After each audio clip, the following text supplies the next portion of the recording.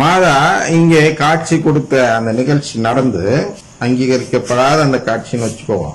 அந்த நிகழ்ச்சி நடந்திராவிட்டால் இன்று கத்தோலிக்க, அதாவது அந்த தமிழகத்தில் கத்தோலிக்க சபைகள் மிக மிக மிக குறைவான ஒரு எண்ணிக்கையில் இருந்திருக்கும்.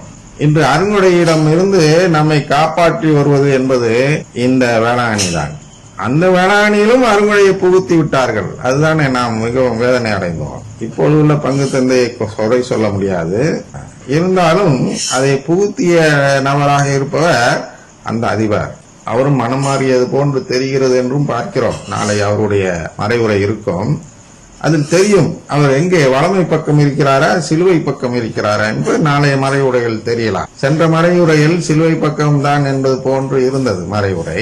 இருந்தாலும் அது நிலைத்து நிற்கிறாரா என்பது நாளைக்கும் தெரியும். எனவே இது போன்ற ஒரு துர்மாதிரி செயல் என்னன்னா, வேளாங்கண்ணி திருத்தலமானது இந்த அருங்குடை இயக்கத்திற்கு எதிராக, இந்த பெந்தகோஸ்து நம்பிக்கைகளுக்கு எதிராக, கடவுளின் குடும்பம் இல்லை என்று சொல்லக்கூடிய நம்பிக்கைக்கு எதிராக ஒரு நம்பிக்கையை, கடவுளின் குடும்பம் இருக்கிறது என்ற நம்பிக்கையை கொண்டு வந்து இந்த திருச்சபையை தமிழகத்தில் காப்பாற்ற வேண்டும் என்ற திட்டத்தில் தான் மாதா இங்கே தமிழ்நாட்டில் காட்சி தந்திருக்க வேண்டும். ஒவ்வொரு ஊரிலும் சொல்வார்கள், கள்ளிக்குளம் என்று ஒரு ஊர் இருக்கிறது, திருநெல்வேலி வள்ளியூர் அருகில் கள்ளிக்குளம் என்று ஒரு மலை மீது ஒரு மாதா, கனிமய மாதா, அங்கேயும் மாதா 2 பேர் காட்சி கொடுத்தாங்க என்று அதில் ஒருத்தர் இன்னும் உயிரோடு இருக்கிறார். அதுபோன்று மாதா எவ்வளவோ இடங்கள்ல காட்சி கொடுக்கலாம். ஆனால் கொடுக்கும் பொழுது அதில் ஒரு நோக்கம் இருக்க வேண்டும், அதில் ஒரு செய்தி இருக்க வேண்டும். தூது நகரில் சொன்னோம் அல்லவா, என்ன செய்தி கொடுக்க வந்தார் என்றால், திருச்சபை முன்கூட்டியே ஒரு விஷயத்தை அறிவித்து விடுகிறது 1854 என்று பார்த்தோம். அதை மாதா 1858 அங்கீகரிக்கிறார்கள், யாமே அமல உற்பவம் என்று. எனவே இந்த அங்கீகாரம் எதற்கு? திருச்சபைக்கு மாதா அங்கீகாரம் கொடுப்பதற்காக அங்கே காட்சி தந்தார்கள். அந்த ஒரு அங்கீகாரம் மட்டும் கிடைக்காமல் இருந்திருந்தார் இன்று அந்த உலக அளவில் கூட அநேகர் என்ன செய்திருப்பார்கள் என்றால், அருங்குடை இயக்கத்தை விட்டு, ஆனா திருச்சபை விட்டு வெளியேறி அருங்குடை இயக்கத்தில் சேர்ந்திருப்பார்கள். அந்த அபல உற்பவம் நம்பிக்கை தான் இன்று நம்மை காப்பாற்றிக் கொண்டிருக்கிறது. அதுபோன்று தமிழகத்தில் பார்ப்பீர்கள் என்றால், இந்த மாத அன்னை வேளாங்கண்ணி நம்பிக்கை, அதை கூட அன்னை வேளாங்கண்ணி திருத்தலம் என்று வாடிப்பட்டியில் ஒரு டூப்ளிகேட் அன்னை வேளாங்கண்ணி திருத்தலத்தை ஏற்படுத்தி முதல்ல பெசன்ட் நகரை நினைத்தோம். முதல்ல அன்னை வேளாங்கண்ணி திருத்தலம் என்று பெசன்ட் நகரில் ஆரம்பித்த பொழுது பெரும் எதிர்ப்பு இருந்தது. எப்படி வேளாங்கண்ணிக்கு எதிராக இன்னொரு இடம் அங்க வைக்க முடியும் சிட்டியில என்று ஒரு எதிர்ப்பு இருந்தது. அப்போ ஒரு ஃபாதர், அந்த அங்கே பங்கு தந்தையாக இருந்த ஃபாதர் விளக்கம் தந்தார்கள். லூர்து மாதா கோயில் இருக்கிறது, அங்கே லூர்து மாதா சிறுவம் வைத்து நடத்துவது போல் உலகத்தில் உள்ள பல இடங்களில் லூர்து மாதா ஆலயம் என்று இருக்கின்றன. அதனால் லூர்து மாதா ஆலய திருத்தலத்திற்கு, லூர்து நகர் திருத்தலத்திற்கு மதிப்பு குறைந்ததா? ஆனால் நான் வேளாங்கண்ணிக்கு எதிராக செல்லவில்லை, அவர்களுடைய பக்தியை நான் வளர்க்கிறேன் என்று சொல்லி அங்கே ஒரு திருத்தலத்தை ஆரம்பித்தார். அது இன்றும் பிரபலமாகி அதே திருநாட்களில் இங்கே எப்படி கூட்டம் கூடுகிறோ அந்த அளவு கூட்டம் அங்கே அந்த சிட்டியில் உள்ளவர்கள் கூடி அந்த பக்தியை வளர்க்கிறார்கள். அது வந்த பிறகு அது மாதிரியான ஒரு ஆலயங்கள் வைக்க வேண்டும் என்று பலர் முயற்சி செய்தார்கள். அந்தமானில் கூட அட்பே என்ற ஒரு தீவு இருக்கிறது. அதில் அந்த தீவுல ஒரு கோயில், ஒரு பக்கம் அந்தோனியார் சிறுவம், இன்னொரு பக்கம் அந்த வேளாங்கண்ணி மாதா சிறுவம். அவ்வளவு தூரத்துல கூட என்ன செய்கிறார்கள் என்றால், வேளாங்கண்ணி மாதாவுடைய பக்தியை வளர்க்க வேண்டும் என்று முயற்சி செய்யும் விதத்தில் ஆலயம் அமைக்கிறார்கள். எங்கு போனாலும் இருக்கிறது. இப்பொழுது அதில் அந்த வாடிப்பட்டியில் ஒரு நிகழ்ச்சி நடந்தது. என்ன நடந்தது என்றால், பக்கத்துல மலை, அது அடிவாரத்தில் ஒரு கோயில் கட்டுறாங்க. அந்த கோயில்ல தரையிலிருந்து ஊத்து அப்படியே வழிந்து ஓட தொடங்கியது. உடனே ரீல் விட்டாங்க, இது மாதாவுடைய ஊற்று என்று. லூர்து நகர்ல ஒரு ஊற்று வருவது போல் இதுல வந்துச்சு, இதுல அது குணமாச்சு, இது குணமாச்சுன்னு சொல்லி அதை சொல்லி இன்றும் போனால் அந்த ஊற்றை காட்டுகிறார்கள். இதெல்லாம் எப்படி ஆயர் அவர்கள் அனுமதி கொடுத்தார்கள் என்று தெரியவில்லை. ஏனென்னா நம்முடைய நம்பிக்கை அந்த ஊற்றுக்கு மாறிவிடுகிறது. உண்மையான ஜீவ ஊற்று என்பது என்ன?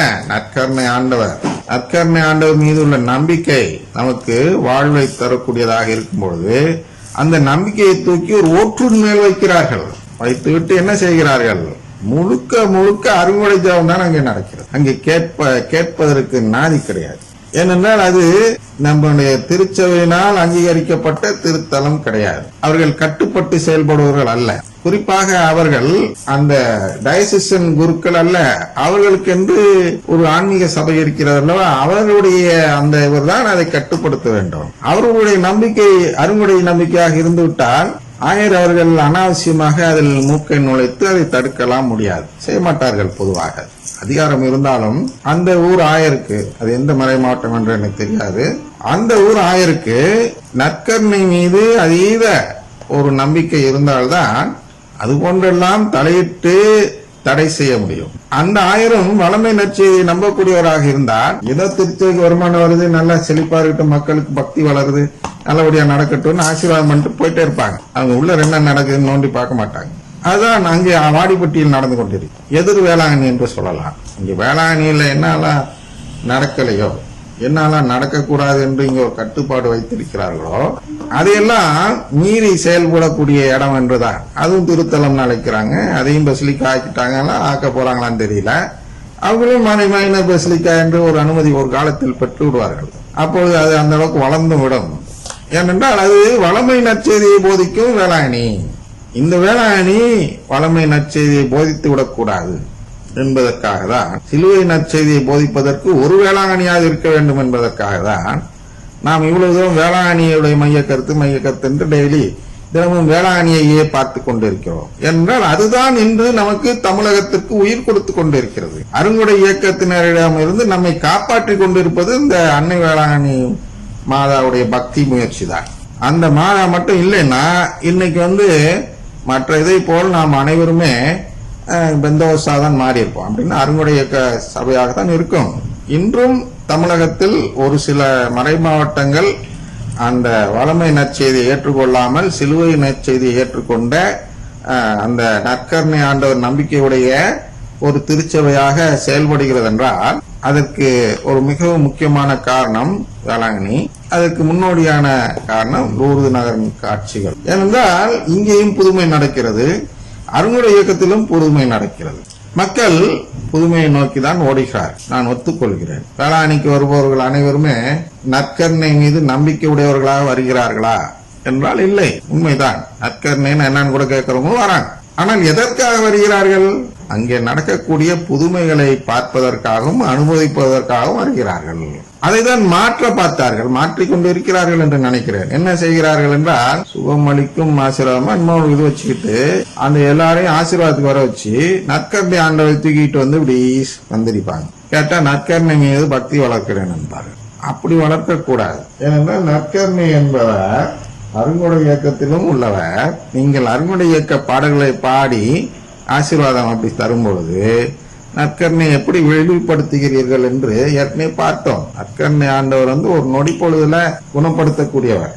அங்கே ஆல்டர்ல வைத்துக்கொண்டு இங்க வணங்கினா நம்ம குணமாகிடுவோம். கொண்டு கிட்ட சிலுவையை காட்டினாதான் குணப்படுத்தினாலாம் காட்டக்கூடாது. அந்த நேரத்துல அவர்கள் குணமடையவில்லை என்றால் நற்கருணை மீது இருக்க இந்த மரியாதை போய்விடும். ஏன்னா ஆதாயம் எதிர்பார்க்கும் மக்கள் தான் அங்கு வருகிறார்கள் குணமடைய வேண்டும். எனவே நற்கருணை ஆண்டவரை வைத்துக் கொண்டு அதை இழிவுபடுத்தக்கூடாது. குணமளிக்கும் செயல் மாதா வச்சீங்க, இழிவுபடுத்துங்க, அது வேற சமாச்சாரம். ஆனால் மாதா குணமளிக்கிறார்கள். இந்த நம்பிக்கை வளர்த்தால் திருச்சபை வளரும். ஏனென்றால் நாமெல்லாம் மாதா கோயிலை சேர்ந்தவங்களா, அலேலியா கூட்டத்தை சேர்ந்தவர்களா என்றுதான் நம்முடைய வேறு மதத்தை சேர்ந்த இந்து மதத்தினை போன்றவர்கள் நம்மை பார்த்து கேட்பார்கள். நீ கிறிஸ்தவன்னா உடனே நீங்க மாதா கோயிலா இல்லாட்டி அலேலியா கூட்டமா அப்படின்னு பார்ப்பாங்க.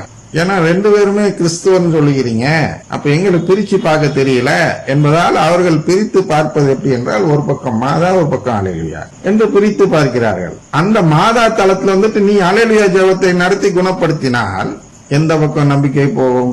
அலேலியா கூட்டம் பக்கம் தானே நம்பிக்கை போகும் பார்ப்பவர்களுக்கு. அது துர்மாதித்தனம் இல்லையா? எனவே மாதா குணப்படுத்துகிறார்கள் என்பதை தான் நாம் வேளாங்கண்ணியில் வளர்க்க வேண்டும். அதனுடைய மறைமுக செய்தி என்ன என்றால், திருச்சபை கத்தோலிக்க நம்பிக்கை தான் குணப்படுத்துகிறது என்ற அந்த செய்தி போய் சேரவர். அலேலியா கூட்டம் நடத்தி என்னதான் கத்தோலிக்க சபைக்குள்ளே செய்தாலும், வீரமாமுனிவர் கட்டி வைத்த ஒரு ஆலயம், ஒரு மாதா திருத்தலம், அது இன்று பெருமையோடு சொல்லிக் கொள்கிறது. அது ஒரு அருங்குடை இயக்க மையம் என்று இன்டர்நெட்டில் பார்க்கிறோம்.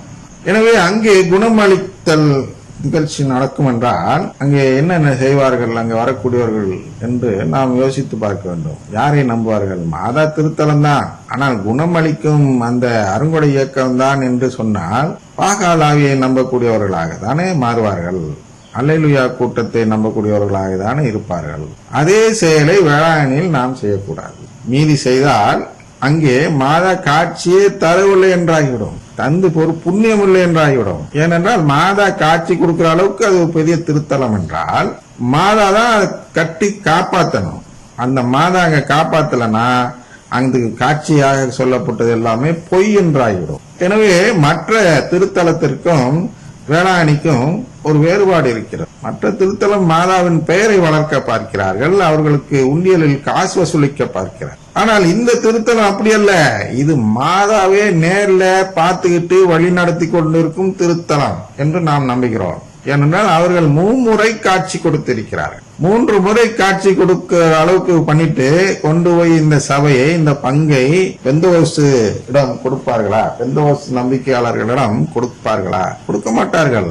ஏதாவது ஒரு அதிபரோ பங்கு தந்தையோ ஆயரோ இந்த வேளாங்கண்ணி திருத்தலத்தை அருங்கொடை தலமாக மாற்ற முயற்சி செய்தால் மாதா என்ன செய்வார்கள் என்றால் அவர்களை மாற்றியே விடுவார்கள். அவரால் அங்கே இருக்க முடியாது, ஆயராக இருக்க முடியாது, அதிபராக இருக்க முடியாது, பங்கு தந்தையாக இருக்க முடியாது. ஏனென்றால் மாதா கையில் தான் அனைத்தும் இருக்கின்றது. இது இருக்கிறது அனைத்தும். ஒரு பங்கு அவர்கள் காட்சி கொடுத்த பங்கு அவர்களுடைய பக்தியை வளர்ப்பதா அல்லது பாகலாவியின் பக்தியை வளர்ப்பதா என்று முடிவெடுக்கும் அதிகாரம் மாதாவிடம் இருக்கும் பொழுது மாதாவால் எந்த குருவை வேண்டுமானாலும் மாற்றவோ, இடமாற்றம் செய்யவோ, பணி நீக்கம் செய்யவோ அல்லது விண்ணகத்திற்கு அழைத்துக் கொள்ளவோ மாதாவுக்கு அதிகாரம் இருக்கிறது. அதுதான் வலுவாவரம் போன்ற ஒரு நிலை என்று பார்க்கிறோம்.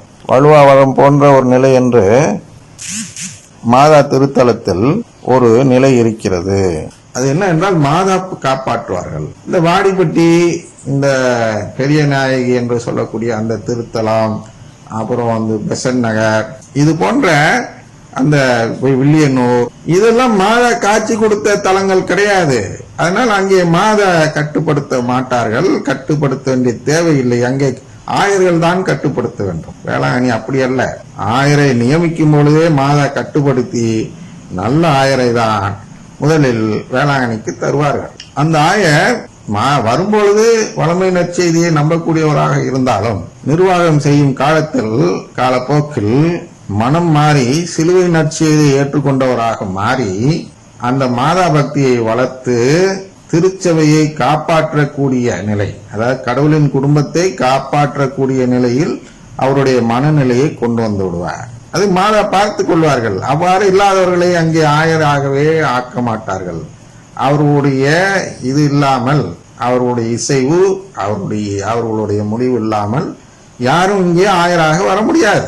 அதனால் இங்கே அந்த முயற்சி எடுக்கிறதை தடுப்பதற்காக வேளாங்கண்ணியில் மாதா காட்சி கொடுத்தார்கள் என்று நாம் எடுத்துக்கொள்ளலாம். மாதாவுடைய செய்தி என்ன, வேளாங்கண்ணி செய்தி என்ன என்றால் அருங்கொடைக்கு எதிரான ஒரு நிலைப்பாடு ஒரு காலத்தில் இந்த நாட்டில் வர வேண்டும். அப்பொழுதுதான் இங்கே திருச்சபை காப்பாற்றப்பட முடியும் என்பதால் அவர்கள் அப்பொழுதிருந்தே காட்சி கொடுத்து அப்பொழுதிருந்தே புதுமைகள் செய்து, அருங்கொடையை விட இங்கே அதிகமான புதுமைகள் நான் செய்கிறேன் அப்பா, அதனால் வீணாக வெறும் அந்த அடையாளங்களை பார்த்து ஓடாதீர்கள், புதுமைகளை பார்த்து அங்கே நற்கருணை ஆண்டவரை விட்டு ஓடாதீர்கள். அவர்கள் தான் மிரட்டுகிறவர்கள் என்று பார்த்தோம். இங்கே நீங்கள் புதுமைகள் செய்யவில்லை என்றால் நாங்கள் அங்கே புதுமைகள் நடக்கும் அந்த பெந்தோ சபைகளுக்கு போய்விடுவோம் என்று மிரட்டக்கூடியவர்களை தான் நாங்கள் இங்கே பிடித்து வைத்திருக்கிறோம் என்று அருங்கொடை இயக்க குருக்கள் சொல்வது அனைவரும் அறிந்த ஒரு பெருமுண்மையே. அவர்களுக்கு எதிராக தான் மாதா என்று காட்சி கொடுத்து சொல்கிறார்கள், புதுமைகள் செய்கிறார்கள், அடையாளங்கள் செய்து என்ன சொல்கிறார்கள் என்றால், ஐயா வெறும் அடையாளத்துக்காக உறவை முறித்து கொண்டு அங்கே போகாதீர்கள், என்னுடைய உறவை தேடுங்கள், என்னுடைய உறவை தேடும் அனைவருக்கும் நான் புதுமைகளை அள்ளி வழங்குகிறேன்.